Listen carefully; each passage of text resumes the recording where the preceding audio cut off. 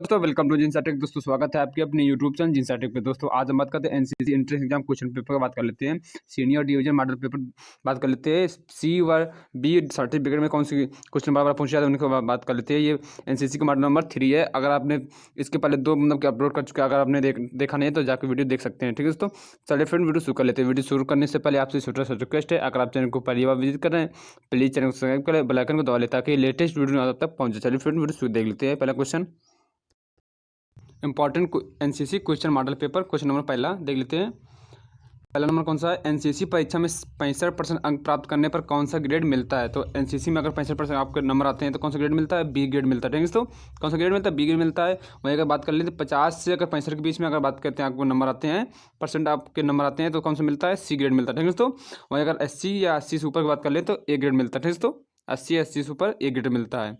आपको देखते question number अगला। क्वेश्चन नंबर 2, पर्यावरण प्रदूषण के घटक के नाम लिखे। ठीक तो पर्यावरण प्रदूषण के प्रमुख घटक कौन कौन से? वायु प्रदूषण, ध्वनि प्रदूषण, जल प्रदूषण और मृदा प्रदूषण। ठीक तो ये प्रमुख घटक है। ठीक तो देखते क्वेश्चन नंबर अगला देख लेते हैं।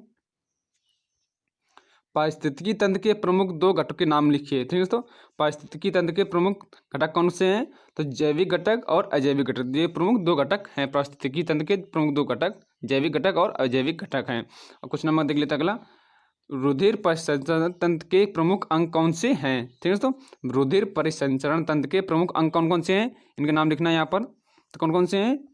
हृदय, फेफड़े, धमनियाँ, महाधमनी, शिराएं और कोशिका। ठीक है तो ये रुधिर परिसंचरण तंत्र के प्रमुख अंग हैं। ठीक है तो ये ठीक है तो अब देखते हैं क्वेश्चन नंबर अगला। विटामिन सी की कमी से कौन सा रोग होता है? तो विटामिन सी की कमी से कौन सा रोग होता है? स्कर्वी रोग होता है। ठीक है तो विटामिन सी की कमी से कौन सा रोग होता है? स्कर्वी रोग होता है। ये बहुत इंपॉर्टेंट क्वेश्चन है। ठीक है तो क्वेश्चन नंबर अगला। सेना के लड़ाकू अंगों का नाम लिखिए। ठीक है तो सेना के लड़ाकू अंग कौन कौन से हैं? तो शस्त्रागार, पैदल सेना, यंगीकृत पैदल सेना। ठीक है तो ये प्रमुख अंग है। ठीक है तो शस्त्रागार, पैदल सेना, यंगीकृत सेना। ठीक है तो ये प्रमुख 3 अंग है। ठीक है तो देख लीजिए क्वेश्चन नंबर अगला। विभिन्न सेना के कमानों का नाम क्या है? ठीक है तो विभिन्न सेना कमानों में यहाँ पर नाम लिखना है। तो उत्तरी कमान, पश्चिमी कमान, मध्य कमान, दक्षिणी कमान, दक्षिणी पश्चिमी कमान, पूर्व कमान और प्रशिक्षण कमान, ये प्रमुख कमान है। ठीक है तो सेना के ये प्रमुख कमान है। ठीक है तो देख लेते क्वेश्चन नंबर अगला।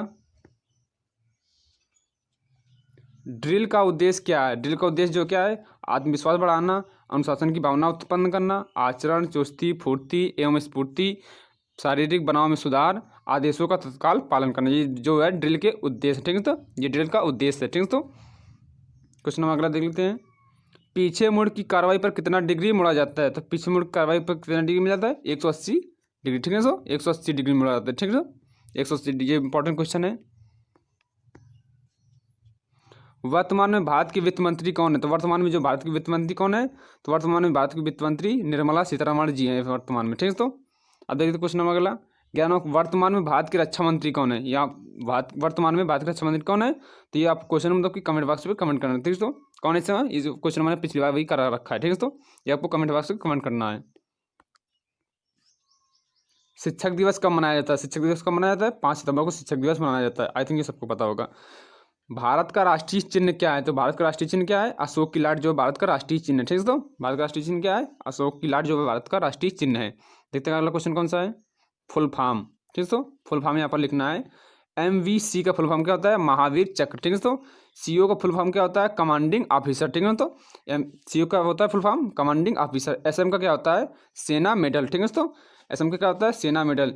JCO, तो इसका क्या फुल फॉर्म होता है? JCO का होता है जूनियर कमीशन ऑफिसर। ठीक है तो JCO क्या होता है? Junior commission officer. ठीक है तो ITBP क्या होता है? Indo Tibet border police force. ठीक है तो ITBP क्या होता है? Indo Tibet border police force. ये कुछ इंपॉर्टेंट फुल फॉर्म है। ठीक है तो अगले देख लेते क्वेश्चन नंबर अगला।